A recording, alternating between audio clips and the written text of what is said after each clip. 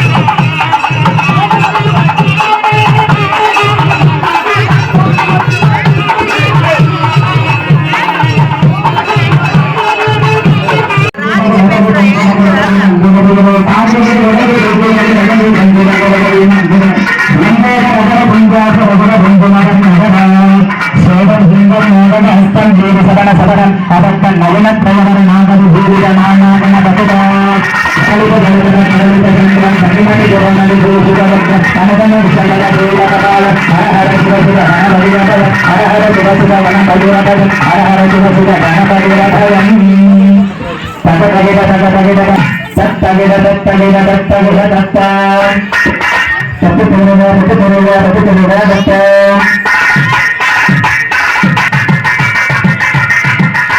தத்ரீங்கன தத்ரீங்கன தத்ரீங்கன கொஞ்ச நேரம்